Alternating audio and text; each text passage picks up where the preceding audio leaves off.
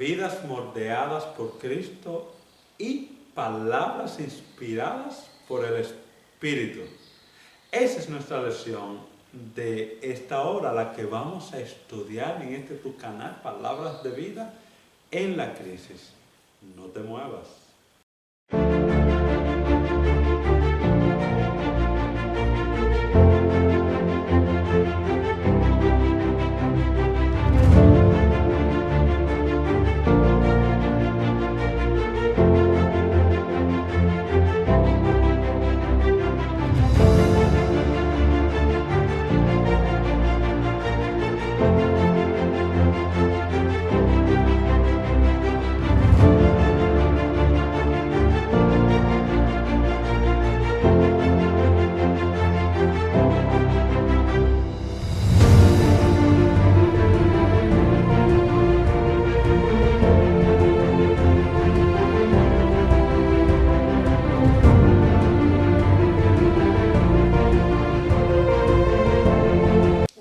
Una vez más, amigos, hermanos, privilegio enorme de estar con ustedes compartiendo la palabra de Dios. Creemos que cada vez que lo hacemos una responsabilidad que descansa sobre nuestros hombros de compartir la palabra de Dios, especialmente a través del estudio del folleto de Escuela Sabática, un material que el Señor nos dejó para que discutamos, debatamos y podamos contrastar ideas acerca de lo que la Escritura nos pide que hagamos y cómo implementar esto en la iglesia para nuestro crecimiento y desarrollo. Así que muy bienvenidos una vez más a nuestro canal Palabra de Vida en la Crisis. Te invitamos a que te suscribas y comparta este material y que ores también por nosotros para que el Señor nos dé la capacidad cada día de hacer lo mejor para su gloria y su honra. Bienvenido una vez más. Amén. Sí, bienvenido y vamos a orar. ¿Verdad? Oremos, nuestro Dios, nuestro Padre. Ante ti estamos por nuestra necesidad de sabiduría, por nuestra necesidad de conocimiento y de cómo llevar a la mejor práctica tu palabra. Pedimos por favor nos ilumine con tu Santo Espíritu, en el nombre de Jesús. Amén. Acerca de la pasada manera de vivir, despójense del hombre viejo, viciado por sus deseos engañosos. Remuevan la actitud de su mente y vístanse del nuevo hombre, creado para ser semejante a Dios en justicia y en santidad de la verdad. Efesios capítulo 4, versos 22 al 24. Efesios capítulo 4, versos 22 al 24. Ese texto tiene demasiadas... Nosotros nos vamos a dedicar en esta lección específicamente a analizar los textos de Efesios capítulo 4, del versículo 22 al versículo 31. Y cada día va analizando un versículo específico. Y no es que lo va a decir, olvídese del folleto, no. El folleto está basado en estos textos que vamos a estar analizando. Y creo que podemos inferir algunas cosas y tratar otras que quizá el folleto no lo trata así con esa puntualidad, pero creemos que es importante que en el tiempo que vivimos hablemos con claridad de las cosas, ¿verdad? Es necesario que ante tanta confusión que existe en el medio ambiente cristiano, nosotros demos un sonido certero a la trompeta. Dice, vidas como moldeadas por Cristo y palabras inspiradas por el Espíritu Santo. O sea que aunque sean difíciles, duras, un poco no convencionales, fueron inspiradas ¿por quién? Por el Espíritu. Y que a veces no se quieren decir desde el púlpito. Mira, ese texto tiene tantas verdades acerca de la pasada manera de vivir. Pasada. Ya no vivimos de esa manera porque es pasada. Despójense del hombre viejo, viciado por sus deseos engañosos. Me interesa eso de que a veces nuestros deseos son engañosos. Claro. Lo que entendemos como vida, hay mucha gente que dice, pero es que yo voy a dejar de hacer esto, voy a dejar de hacer aquello. Sí, pero es que eso es engañoso, eso te está engañando. Y tú tienes que salir de ese estado mental en el cual estás siendo engañado y que tienes muchos años siendo engañado y que para ti es normal porque tiene muchos años practicando ese tipo de engaño. Mira, muchachos, el que se dice en Génesis capítulo 3 dice que Satanás engañó a Adán y engañó a Eva. le ofreció algunas cosas y es muy interesante la relación que hace entre palabras, la palabra, la vida moldeadas y el texto que utiliza para memoria, de memoria, que dice deseos engañosos. ¿Qué es un deseo? Es un ánimo fuerte que yo tengo de cumplir o adquirir algo. O sea, ese ánimo, esa animosidad que yo muestro hacia algo. En el caso de Eva, Satanás le dijo, seréis como Dios.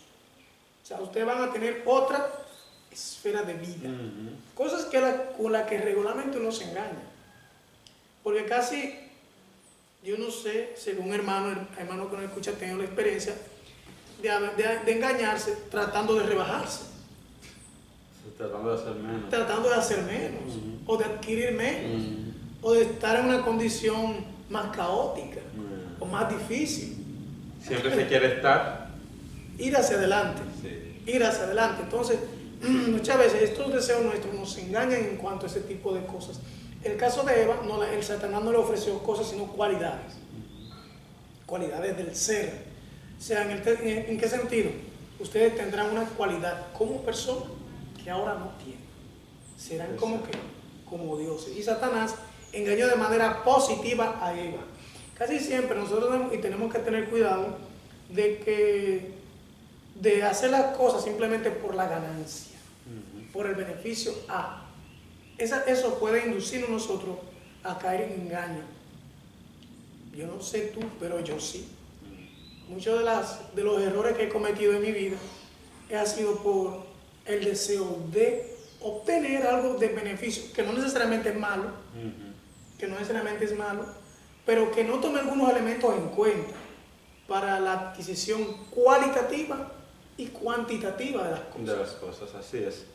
Terminamos ese verso para irnos a la parte del domingo. Sí. Remueven la actitud de su mente y vístanse del nuevo hombre. Y esta parte, creado el nuevo hombre, el que viene a Cristo Jesús es un nuevo hombre, y ese nuevo hombre ha sido creado para ser semejante a Dios. ¿En qué? En justicia. ¿Y tú sabes qué? Y en santidad de la verdad. Interesante. Es demasiado profundo ese texto. Bueno, vamos a seguirlo tratando más adelante, porque la lección nos va a dar el chance de poder hacerlo. La espiral descendiente del pecado. ¿Qué es una espiral? La espiral es un tipo de escalera, pero, ¿verdad?, en círculo. La espiral descendiente del pecado, que tanto puede ser ascendente como descendente. Entonces, esta espiral descendente del pecado es que, igual, tenemos el mismo caso de Adán y Eva. Estamos aquí. Y aunque Satanás me prometió hacia arriba, realmente es una espiral descendente del pecado que me rebaja mucho más del estado en el cual Dios me había creado. Muy bien, en la lección del domingo menciona de manera específica el tema, lo conecta con la lección pasada sobre el tema de la unidad y cómo los pecados nuestros en nuestra vida pueden afectar la misma unidad de la iglesia. Entonces dice aquí, voy a leer esto que aparece aquí en el folleto. Dice, Pablo no solo está preocupado por los pecados o los comportamientos específicos exhibidos por los gentiles. Está preocupado por un patrón de comportamiento que exhiben una trayectoria descendente de vivir en las garras del pecado. En el corazón de Efesios 4:17 al 19 se encuentra un retrato de una espiritualidad embotada. Menciona los textos, vanidad de sus mentes, teniendo el entendimiento entenebrecido. Esta espiritualidad insensibilizada es la fuente del entendimiento entenebrecido que se destaca al comienzo del pasaje. Entonces, cuando nosotros no tenemos claro la dinámica espiritual donde estamos, es cuando caemos en esto. Es cuando caemos en esa espiral descendente del pecado. ¿Qué significa espiral? Y que sea descendente, tú mencionaste que es una escalera, no es un tobogán. Porque hay toboganes que son espirales. Sí. El tobogán es algo que rápido, pero la escalera, ¿cómo es?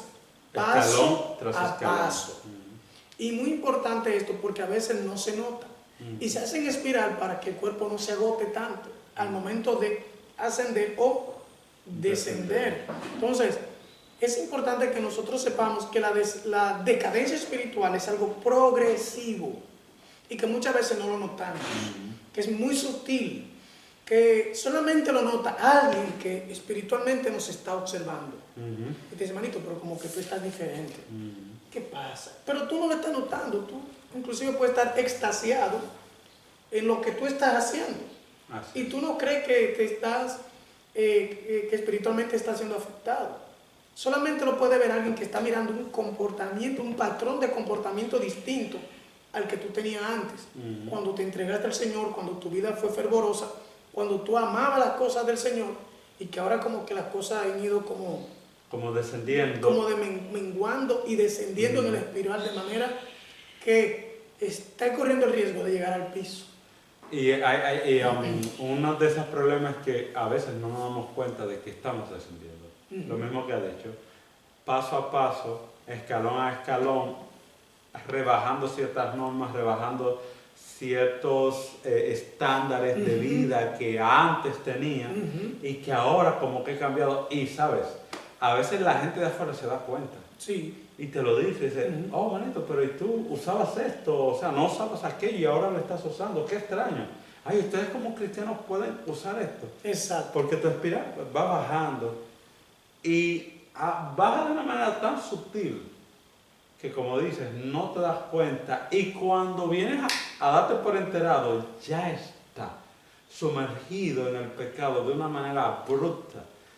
Y necesitamos parar eso en el nombre de Jesús y, en vez de descender, ascender en la gracia de Cristo Jesús. Así es. Así que es muy importante que nosotros prestemos atención a aquel que con sencillez y humildad se nos acerca, llamamos la atención en cuanto a nuestro comportamiento espiritual. Así es. ¿No? Agradezcamos eso de aquellos que lo hagan por nosotros, porque es una evidencia de amor hacia nosotros y de nuestro crecimiento en la iglesia. Muy bien. Un cambio de ropa dramático. ¿Qué significa la ropa en la Biblia? Bueno, es cuando la ropa está sucia, que es el caso que vamos a tratar hoy, es el pecado. Eso es un carácter sucio. Es un carácter sucio, pero cuando esto cambia, ahora es la gracia, es un carácter limpiado por la sangre de Jesús en este caso.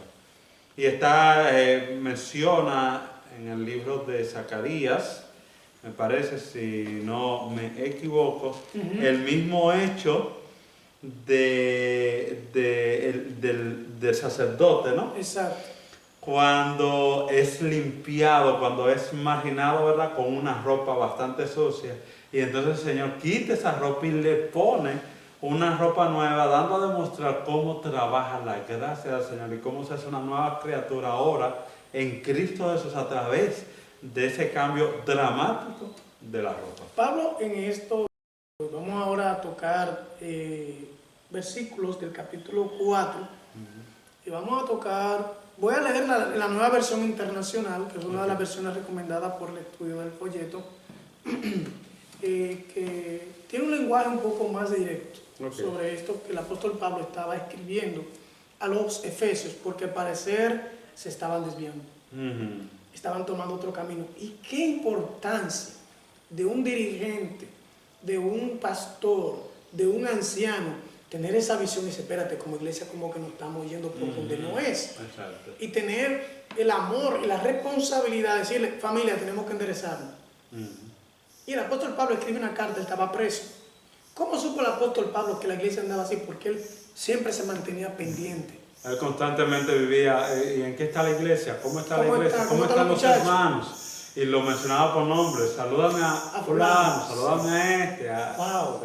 Pablo tenía un cuidado muy especial. Solamente se ve como el predicador, pero Pablo tenía un sentido humano, espiritual de las cosas, que muchas veces no nos educan para percibirlo. Y ahí deberías de hacer una unión con la del martes, que es palabras llenas de gracias que unifican, que estamos como, ¿verdad? Están muy cerca. Muy cerca. Entonces dice el versículo 20 de Efesios, voy a leer el 20 y después ahí dice, por eso no es lo que ustedes aprendieron acerca de Cristo. Versículo 21, ya que han oído sobre Jesús y han conocido la verdad que procede de Él, desháganse de su vieja naturaleza pecaminosa y de su antigua manera de vivir, que está corrompida por la sensualidad y el engaño. ¿Ok? ¿Qué dice él? Miren, no se confíen que esa naturaleza, en nuestra iglesia tenemos un problema serio con esto, sobre la naturaleza pecaminosa y la naturaleza santificada, ¿no? Pero no nos vamos a meter ahí porque no es el tema ni hay tiempo para trabajarlo, pero sí el apóstol Pablo lo que anima es que la antigua manera de yo pensar y de actuar tengo que abandonarlo. Yo no puedo seguir con eso. O sea, la misma visión que yo tenía antes de entrar a Cristo de la vida, no puede seguir siendo la misma visión de vida cuando ahora estoy en Cristo. Él dice, deshágase de eso, porque la visión en la que tú veías las cosas antes estaba dominada por una naturaleza pecaminosa que no era la de Cristo. Más sin embargo, ahora te dice, la naturaleza que tú debes dominar en ti es la que tú aceptaste cuando recibiste a eso, esa manera de pensar muy distinto. Y por eso habla de la verdad conocida en Cristo. Y en la lección dice, y palabra inspirada ¿por qué? Por el Espíritu. Entonces el Espíritu Santo está inspirando al apóstol Pablo a decirle, no sigan haciendo eso. No retrocedan. Ahora, ¿cómo tú te das cuenta? Y aquí es una clave, que yo estoy retrocediendo atrás. Por lo que haces. Una. Lo que piensas, lo que dices. 2, 3. La abundancia del corazón habla a la boca. O sea, tipo de amistades que frecuentas. Personas con las que estás coincidiendo en planes y proyectos para la vida. O sea, tenemos que tener cuidado porque las tinieblas y la luz no pueden estar juntos. No pueden estar. No puede haber amistad entre el enemigo de Dios y el amigo de Dios. Entonces, hay cositas que uno puede decir, espérate, como que yo no me llevo bien con los hermanos de la iglesia, pero sí con los que son enemigos de las cosas, como que me estoy llevando bien. Como que yo tengo que, espérate, ¿por dónde yo me estoy yendo? Porque hay momentos donde el Espíritu Santo te dice, cuidado. Claro, y los ancianos nuestros siempre tenían esa interés y decían, ¿por qué no viene el hermano de la iglesia hoy sábado?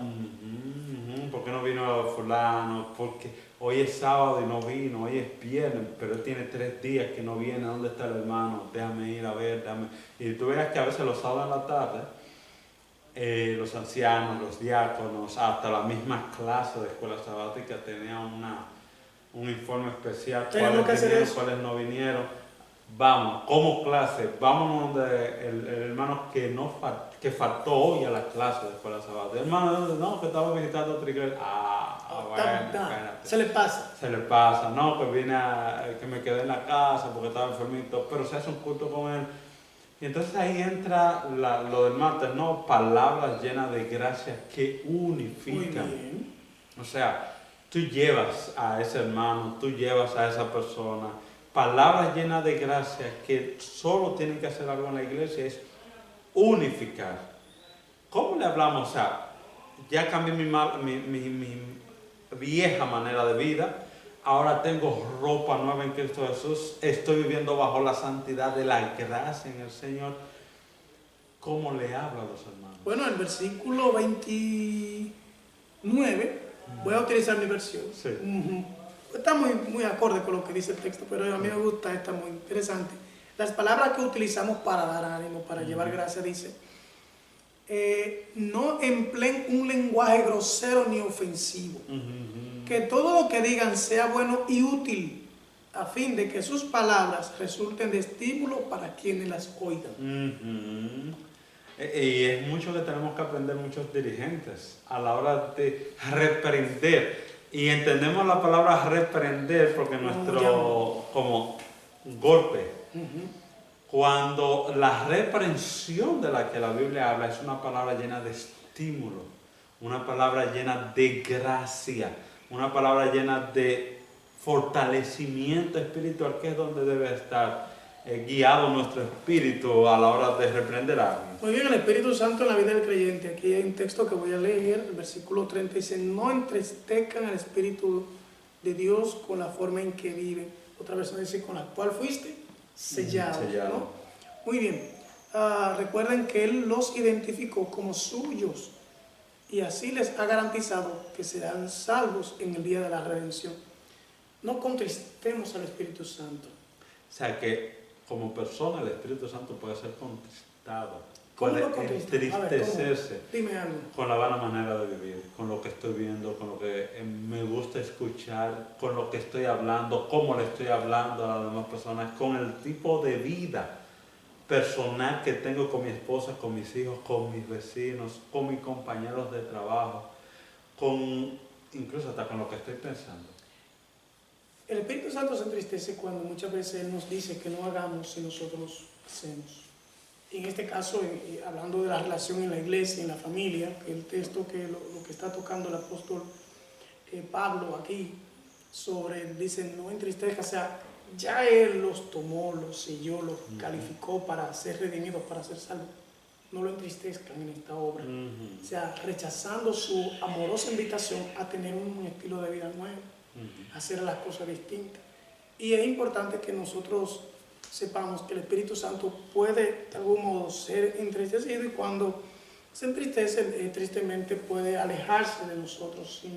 O sea, no porque Él quiera, sino porque nosotros lo estamos rechazando. O sea, y como toda la deidad trabaja con la voluntad humana, no fuerza, si nosotros no queremos estar con ellos, pues ellos, obvio, no van a forzar en querer estar con nosotros, ¿no? Por lo tanto, esa tristeza de la que habla el Espíritu Santo, que habla la Biblia, no es una tristeza egoísta, sino una tristeza de que Él sabe que si lo hacemos mal, a nosotros nos va a ir mal, no la vamos a pasar bien. El camino hacia la salvación nos podemos desviar de Él. Por lo tanto, el apóstol Pablo hace un llamado poderoso de que recordemos ese trabajo que hizo el Espíritu Santo, primero de rescatarnos de nuestra manera de vivir y traernos a una vida nueva en Cristo Jesús. De que las cosas, muchas veces nos olvidamos de la misericordiosa acción de ellos hacia nosotros, de protegernos de la muerte, evitarnos una enfermedad, evitar que nos casáramos inclusive con personas que no fueran malas, pero que sí que no eran las que necesitábamos. Y otras cosas más que el Espíritu Santo ha ido trabajando con nosotros en nuestra vida, y nosotros nos olvidamos de esa manera providencial en cómo Él lo ha hecho. Sí, hay muchas personas que, bueno, ser guiados por el Espíritu y creen que es simplemente es una frase, cuando es una vivencia. Ser guiados por el Espíritu en todas las decisiones y en todo el proceso de la vida. El Espíritu me puede decir a mí cuándo sí y cuándo no. El cristianismo hoy en día a veces se ha hecho tan vago que cuando una persona dice el Espíritu Santo me dijo, esto puede ser una ocasión de que tú quieras apoyar tu mala manera de vivir, o también puede ser una ocasión de que la gente no te cree cuando tú dices el Espíritu Santo me dijo. Y el Espíritu Santo sí te puede decir, basado en la comunión que tú has tenido con Él, con el Padre, con el Hijo, con el Espíritu Santo, en la comunión que tú has tenido a través de la lectura de la palabra y a través de la comunión en oración que tú has tenido con la deidad. El Espíritu Santo te puede decir a ti en tu cabeza, hermano, esa muchacha que estás enamorando no es la muchacha para tu casarte. Desvíate de eso. Ese video que tú estás viendo no es el video para tú crecer espiritualmente.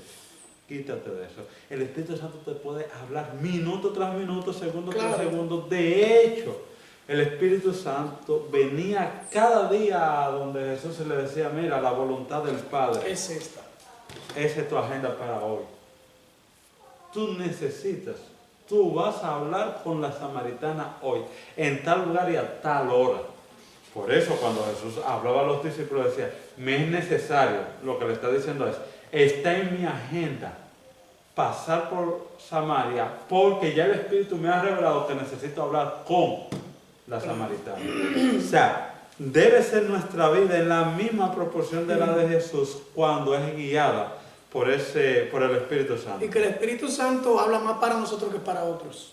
Siempre. Recordemos eso siempre. O sea, a veces esa tergiversación, muchas veces del uso del término Espíritu Santo, para no referirse a algunas cosas, tenemos que tener cuidado porque el Espíritu Santo habla más para mi crecimiento y desarrollo que para otros. Que para otros. Sí, porque Para la mayoría de los que hoy el Espíritu Santo está hablando es para fustigar a otra persona y nada para mí. No, sí, Entonces habría que ver cuál espíritu es el que está hablando. Muy bien, terminamos entonces con los dos últimos textos que tienen que ver con la lección del jueves, versículos 31 y 32 dice: líbrense de toda amargura, furia, enojo, palabras ásperas, calumnia y toda clase de mala conducta. Por el contrario, sean amables unos con otros, sean de buen corazón y perdónense unos a otros, tal como Dios los ha perdonado a ustedes por medio de Cristo. Parece que entre los efesios había un problema. Parece que había un problema de ira, de contienda, Había de gritería, de maledicencia. Había problemas en la iglesia, no sabemos a qué niveles, porque hasta ahora no lo hemos estudiado, quizás nos lo revele el libro más adelante cuando sigamos en el estudio, pero parece que había un problema serio, porque el apóstol Pablo no está diciendo eso como precaución. No. Está dando un mandato. Exacto. O sea, está dando un mandato. Uno de los trabajos más trascendentales en la iglesia, especialmente cuando tiene que ver con adoración, es el diácono. Total. De hecho, Felipe, y nosotros vamos a ver, miramos en las escrituras, que por ejemplo, Santiago y Pedro, que eran los dirigentes de la iglesia, no tenían un espíritu o un poder o una incidencia superior al de Felipe. No. De hecho, Felipe fue el medio, y Esteban, que eran diáconos, que el Señor utilizó para traer al evangelista más poderoso de la iglesia, según los términos humanos, más poderoso, porque más poderoso, el más poderoso, el más influyente, eso es falso. Aquí el influyente es Cristo, el poderoso es Cristo. Exacto. Los hombres solamente somos instrumentos de ese poder de Dios. Mas sin embargo, el Señor usó a Esteban para atraer a quién? A Saulo de Tarso. Ahora vamos a ponerlo por así decir, para que veamos la trascendencia. ¿Qué personaje que pueda relatarse en el Nuevo Testamento trajo Pedro y Santiago a la iglesia que fuera de más relevancia que Pablo? Ninguno, humanamente hablando, ¿verdad? Claro. En resultados. En resultados. Sí, eso es así. Sin embargo, ¿cómo decir esto? Que no se sientan algunos molestos. Sí, porque hay mucha gente que se siente molesto. Pero mira, el asunto del evangelio es como lo dices. Los diáconos, por poner un ejemplo, cuando el Señor tenía y el Señor hizo su plan bien trabajado y los apóstoles lo entendieron, Pedro dijo: mira, nosotros no podemos seguir siendo dirigentes de la iglesia. Interesante eso. Y predicando en los púlpitos. Tenemos que hacer una división. Y se desligaron de eso. Se desligaron de la dirigencia para solo dedicarse a la predicación. Hoy en día, uno de los problemas de nuestra organización es que el que dirige es el que quiere predicar. No hay una división entre el que dirige y el predicador, porque se entiende que quien predica tiene autoridad. Y entonces no podemos dejar la autoridad y la predicación aparte. Los diáconos, que creo también que hemos cambiado totalmente la función y dejado solo el nombre. Los diáconos eran los dirigentes principales, los administradores de la iglesia, no los pastores, porque el trabajo de los pastores era la predicación. Únicamente el trabajo de ellos era conseguir almas para Cristo. Evangelismo. Pero todo lo otro, o sea, todo lo que tenía que ver con dinero, la repartición del mismo y la organización eclesiástica eran los diáconos, no los predicadores. Ahora, en un tiempo, el papado vio que esto no podía seguir así, porque le quitaba autoridad. Y entonces el papado unió y dijo: no, yo voy a ser predicador y el que maneja los chelitos de la iglesia. Por eso hoy en día vemos que no solo el Vaticano, sino todas las iglesias han seguido no el ejemplo bíblico del apostolado, sino el ejemplo satánico del catolicismo, de manejar tanto el púlpito como las finanzas, como lo estructural, porque eso me garantiza el control total de la iglesia. Entonces, cuando decimos unido en el Espíritu, unido en el único, ese unido en el único lo que te está diciendo es que divide cada cosa como debe ser dividida. Y entonces yo lo voy a unir en la mentalidad, cuando estamos uniendo en la mentalidad, no nos importa quién maneja el dinero, quién maneja el púlpito, lo que nos importa es que sea el Señor el que dirija. Bueno, en la iglesia apostólica, y podemos entrar ahí de una vez a la parte del martes, el Cristo exaltado, dador de dones. Dice el mismo Efesios 4, 7 al 10, que a uno Él dio dones. Bueno, yo lo voy a leer, dice, no obstante, Él nos ha dado a cada uno de nosotros un don, especialmente la generosidad de Cristo. Por eso la Escritura dice, ascendió a las alturas y llevó a una multitud de cautivos y dio dones a su pueblo. Los dones son son el resultado de la capacitación del Espíritu Santo, ¿no? Porque una cosa es un talento, otra cosa es un don en el sentido llano de la palabra, aunque espiritualmente se coligan, ¿no?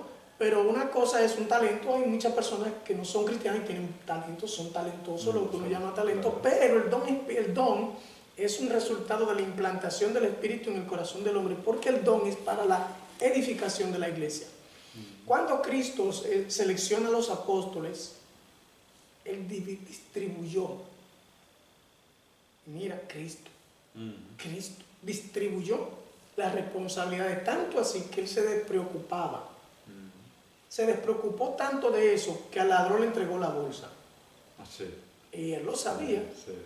Y yo no sé si nosotros como dirigentes, cómo nos manejaríamos nosotros ante saber que el hermano que tiene el talento, porque Judas tiene el talento, olvidémonos del cuento y la cosa. Tenía el talento de administrar el efectivo. Judas era un genio en esa cuestión. De hecho, los discípulos se lo recomendaron a Jesús por la capacidad. Basado en esa capacidad administrativa. O sea, y Jesús no desdeñó esa visión que tenían los apóstoles, aunque Él sabía que Judas no tenía el corazón de acuerdo al de ellos, ¿no? Mas, sin embargo, eso no le preocupó eso. ¿Qué significa eso que nosotros como dirigentes, en esto de crecer espiritualmente, que aunque el hermano tenga un defecto de carácter, pero es el hermano que mejor puede hacer las cosas, yo no tengo por qué creerme el autosuficiente para asumirlo yo?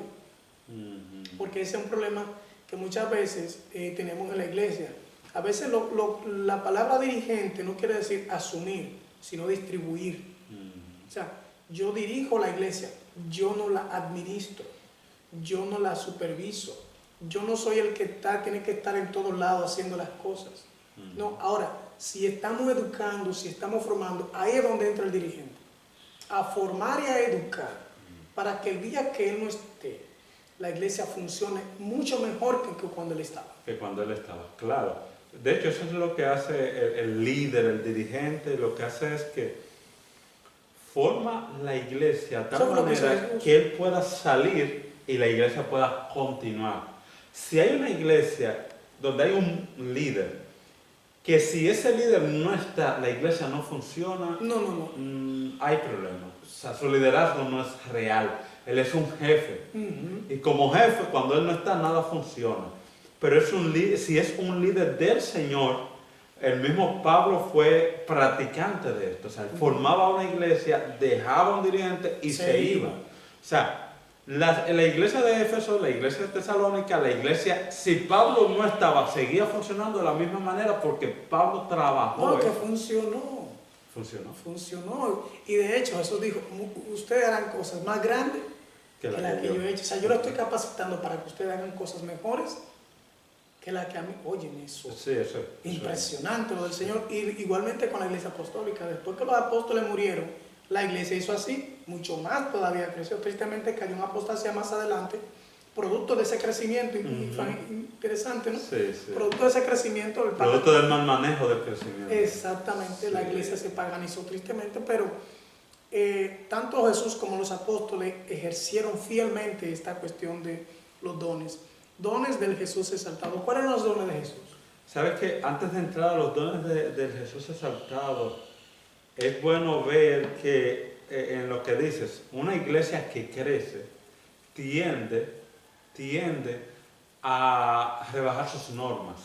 Producto del crecimiento muchas veces. A veces también por eso necesitamos contextualizar el hecho en el que estamos. Un grupo pequeño de hermanos que se levantan con un celo espiritual, cosa que es buena, juzga a una iglesia ya crecida, una iglesia grande, por actitudes de muchos de sus miembros.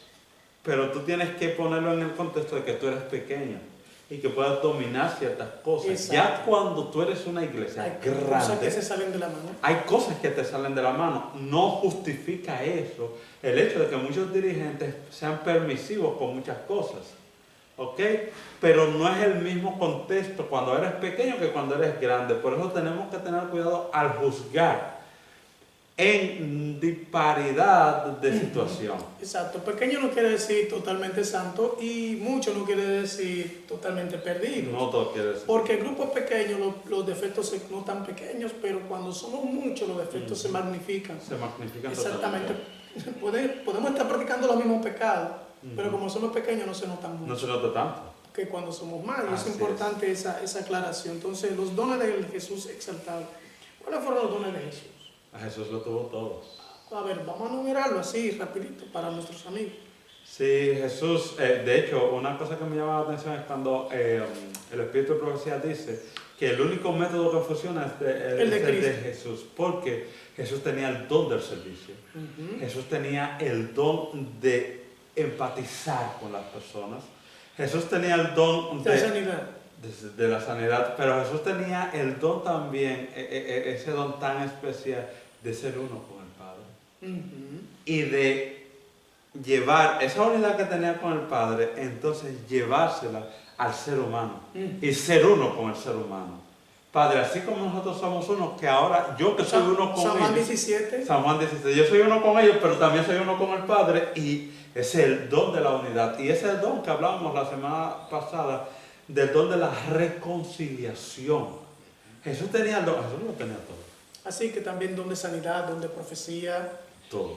Todos los dones en Jesús se juntaron, pero no por ser Jesús, sino porque en Él estaba el Espíritu Santo. Exactamente. Y donde quiera que esté el Espíritu Santo, estarán presentes todos esos dones y se manifestarán en la medida de la necesidad de la iglesia. Así es. O sea, no es que yo puedo ser un buen administrador, pero también puedo ser paciente, concienzudo, puedo sanar, puedo tener todos los dones, pero se va a magnificar uno en específico porque es el que la iglesia necesita de mí, ¿no? Así es. Por lo tanto, la lección del jueves que dice crecer en Cristo, que es la parte un poquito más compleja en el asunto de la unidad. ¿Qué significa crecer? Mucha gente confunde crecer con posición.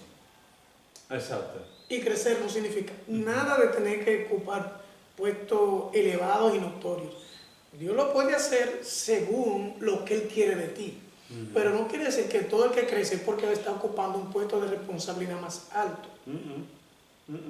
Dios y el crecimiento del Señor, que es totalmente contrario a lo que el ser humano piensa. De hecho, cuando yo tengo un amigo que de repente es pastor y de ahí lo elevan a administrador, a presidente de campo, ¿Cuánto ha crecido? Ahora, ¿significa eso que para el Señor ha crecido? No necesariamente. No es que el Señor no entiende ese conocimiento, ese crecimiento. El Señor mide el crecimiento en la funcionalidad del Espíritu en tu vida, en la unidad con Cristo, en el servicio a los demás, de ese tipo de crecimiento. Entonces, cuando nosotros no tenemos la capacidad de permanecer unidos, no hemos crecido. No hemos crecido. Eso menciona la lección del jueves sobre ese aspecto único. O sea, si yo tengo la capacidad de poder trabajar contigo como hermano, a pesar de la diferencia que podamos tener de carácter, que lo tenemos, a pesar de la diferencia de ideas que tenemos, a pesar de la cultura que tenemos, a pesar de cualquier cosa que uno tenga de diferencia, la capacidad de poder trabajar juntos, de echar hacia adelante un proyecto como hermanos, eso evidencia de que hemos crecido, no afuera, sino adentro. Entonces, a Pablo, Lucas y todos estos muchachos, Pedro, Juan, tenían diferencias muy marcadas. Hasta se iban a entrar en algunos momentos, tenían problemas entre ellos, discutiendo que quién era el mayor. Y Jesús dijo, ¿y qué así no es que vamos a echar para adelante la iglesia? La iglesia puede estar llena de capacidad, la iglesia puede estar llena de, de conocimiento, pero si no tenemos la interesa de poder someternos los unos a los otros, como dice el apóstol Pablo más adelante, y considerar a los demás superior a mí mismo, no. Jesús O sea, la evidencia de que nosotros hemos crecido en el Señor es cuando podemos trabajar juntos a pesar de la diferencia y amarnos. Así es. Y amarnos. Yo creo que como dirigentes, como hermanos de iglesia, te invitamos a que crezcas en el Señor. No es fácil porque regularmente tenemos que renunciar a ideas preconcebidas, a conceptos que ya hemos manejado, a ideas favoritas, a planes y proyectos que nosotros entendemos que sí, que son los mejores. Muchas veces esos planes y esos proyectos tenemos que someterlo a la iglesia, someterlo a la hermandad para que sea evaluado, examinado por la hermandad y que la hermandad en el nombre del Señor pueda aprobar y desaprobar de acuerdo a los principios establecidos en la Escritura y el Espíritu Profecía. Debemos estar dispuestos, aunque yo sea el anciano, aunque yo sea el director de obra misionera, aunque yo sea el director de mayordomía, director de obra, no considerarme que mi departamento sea más importante. No, es importante en el cumplimiento de la misión donde todos tenemos que estar involucrados. Y donde todos tenemos que apoyarnos los unos a los otros. Yo tengo que apoyar a mayordomía, yo tengo que apoyar a obra misionera, yo tengo que apoyar a hogar y familia, yo tengo que apoyar al departamento de niños. Y aunque no sea ese mi talento, aunque no sea esa mi, ¿cómo se llama? Mi don, pero el don que tengo de administrar, yo puedo facilitárselo a hogar y familia, yo puedo facilitárselo a los niños, puedo facilitárselo a salud y temperanza, yo puedo facilitárselo a todos los departamentos que necesiten la opinión o una estrategia administrativa del departamento que dirijo. Exactamente. Crezcamos en Cristo Jesús y Él pondrá en nosotros el querer y el hacer por su buena voluntad. Dios te bendiga.